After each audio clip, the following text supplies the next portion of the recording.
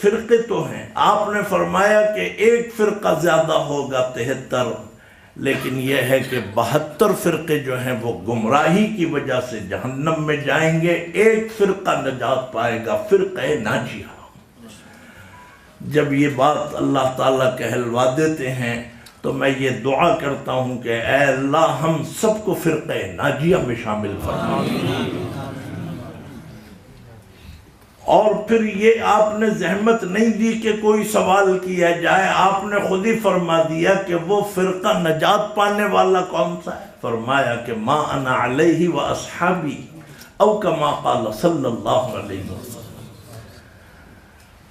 فرمایا کہ جس طریقے پر، جس چیز پر میں نے اور میرے صحابہ نے عمل کیا ہے، اس طریقے کو جو اختیار کرے گا ہو بہو، فرمایا کہ وہ فرقہ ناجیہ میں ہوگا، وہ ایران کا رہنے والا ہو یا سوڈان کا ہو، وہ سرزمین کفر کا رہنے والا ہو یا سرزمین اسلام کا ہو، جو اس پٹی کے اوپر چلے گا وہ فرقہ نجات، وہ شخص نجات پائے۔ فرمایا کہ یہ فرقہ ناجیہ ہے۔ میرے دوستوں اور بزرگوں، اب ہمیں اور آپ کو یہ دیکھنا چاہیے کہ اس اتنے سے ٹکڑے کے اوپر ہمارا کس کا عمل ہے؟ آپ نے فرمایا کہ یہ اہل سنت والجماعت ہیں۔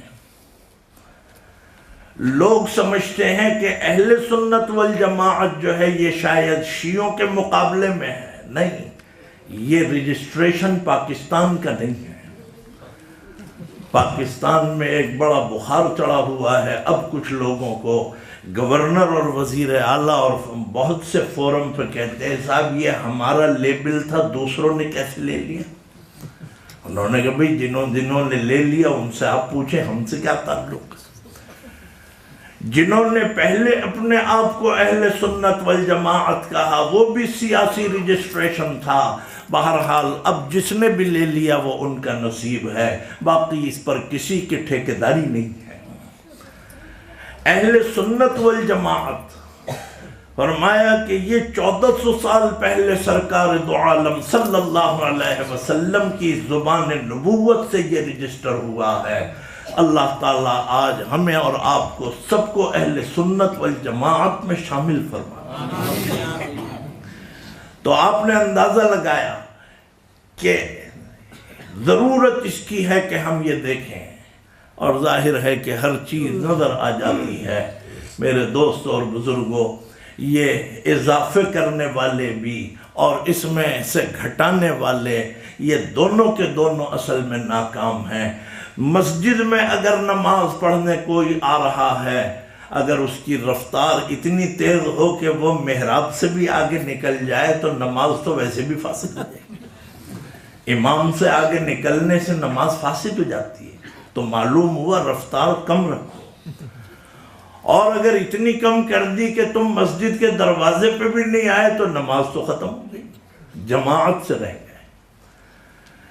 وہ طبقہ بھی ہے جو اتنی رفتار سے چل رہا ہے، معلوم ہوتا ہے کہ بس ہر چیز اٹھا کے اسلام کی ٹوکری میں ڈال دو، اس لیے کہ اسلام وہ نہیں ہے جو اللہ رسول نے دیا، اسلام تو وہ ہے جو ہم نے اب یہ سنگار کیا ہے۔ قرآن کریم میں اللہ تعالیٰ فرماتے ہیں حضور اکرم صلی اللہ علیہ وسلم سے، آپ انہیں یہ بتا دیں، فرمایا کہ قُلْ هَلْ نُنَبِّئُكُمْ بِالْأَخْسَرِينَ أَعْمَالًا، کیا ہم تمہیں نہ بتائیں کہ تم کتنے خسارے میں ہو اور کون ہیں جو اعمال کے اعتبار سے خسارے اور نقصان میں ہیں، کر تو رہے ہیں عمل لیکن یہ کہ وہ سب ضائع ہو رہا ہے۔ کون ہیں وہ؟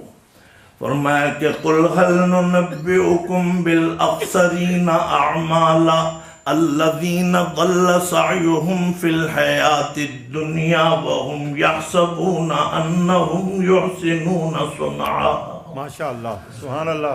جو لوگ اپنے مزاج کے مطابق چیزیں شامل کرتے جا رہے ہیں اور سمجھتے یہ ہیں کہ یہی دین ہے، یہی سب کچھ ہے۔